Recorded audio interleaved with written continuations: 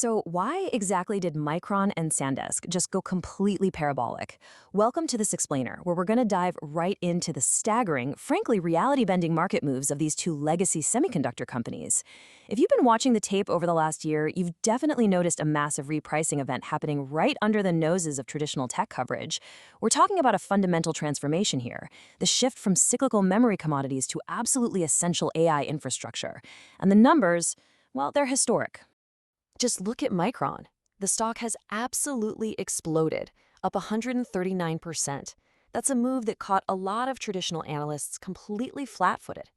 I mean, for a company that practically lived at a perpetual discount because of the notorious volatility of its underlying product, this kind of sustained breakout is literally forcing Wall Street to rip up and rewrite its valuation models from scratch.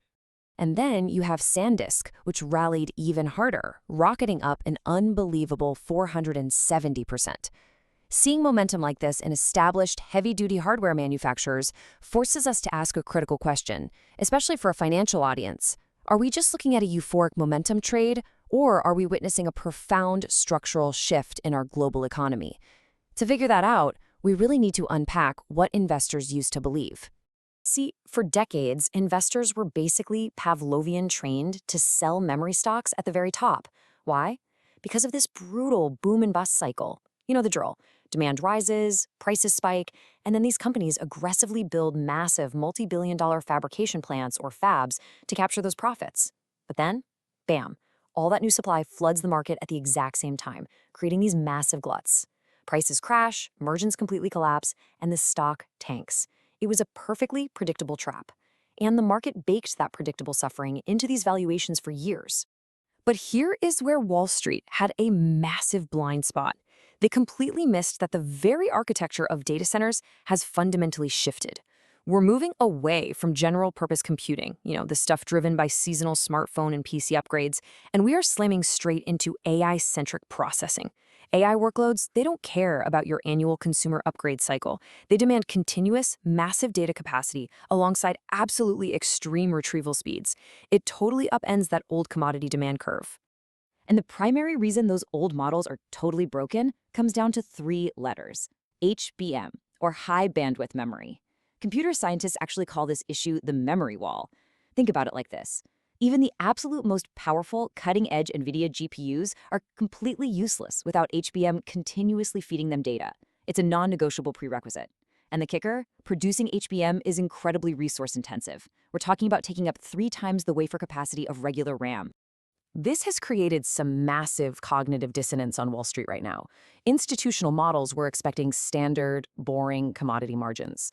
Historically, a 40% gross margin was considered the absolute peak cycle for DRAM. So naturally, analysts modeled a ceiling.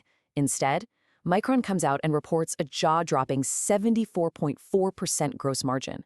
Sandisk absolutely shattered its earnings per share estimates by 60%. And while analysts just assumed memory would still be traded on this fluctuating spot market, Micron casually announced their HBM supply is 100% sold out through calendar year 2026. No spot market, just gone. When you look directly at the actual financial filings, you can see this infrastructure scramble happening in real time. Just looking at the latest end market summaries, data center revenue is up 64% sequentially in a single quarter. Guys, this isn't some theoretical future projection. This is heavy, real-world capital being deployed right now. AI builders, semi-customer customers, and hyperscalers are literally rushing to secure the physical hardware they need to train their models. The entire situation is summarized perfectly by Micron's CEO, who basically pointed out that AI advancement is no longer constrained by processing power. Nope, it's constrained by the physical limits of memory retrieval. It's the ultimate strategic choke point.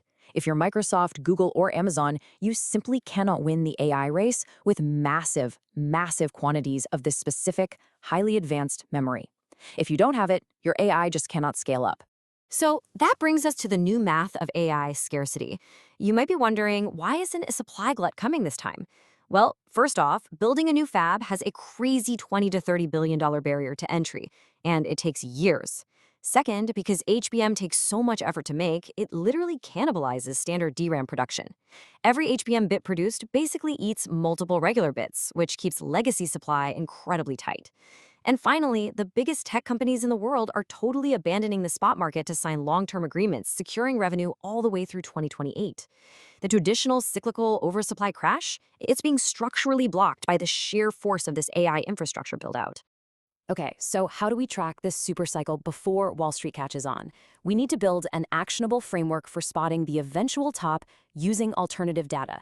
Because if the old valuation models are broken, we definitely need to figure out what new models we should be looking at. And the answer actually lies in Asian trade flows, specifically South Korean customs data. Why there? Well, South Korea is home to Samsung and skhynix, and roughly 80 to 85% of the country's total semiconductor exports are memory chips. Tracking this specific monthly export data gives you a quantifiable live dashboard of the cycle's health, with only a 2 to 4 week lag. It lets you completely bypass the noise of industry PR.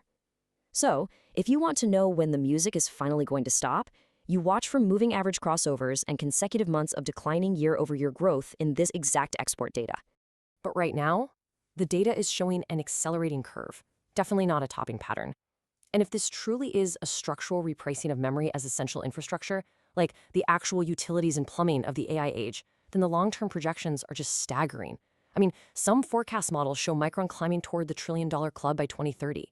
Even the bearish estimates put the stock over $1,000 a share, with aggressive targets reaching well past $3,000. That is, of course, if they can maintain these incredible software-like margins. Which brings us to the ultimate takeaway of our explainer today. We've seen the massive rallies, we've seen the totally obliterated earnings estimates, and we now understand this huge shift from a cyclical commodity to critical infrastructure. Are these stocks in extreme overextended territory or entering a new phase as we enter the age of agentic AI? That is the million-dollar question. I'll leave you to ponder whether the ceiling has been hit or if the plumbing of AI is really just getting started.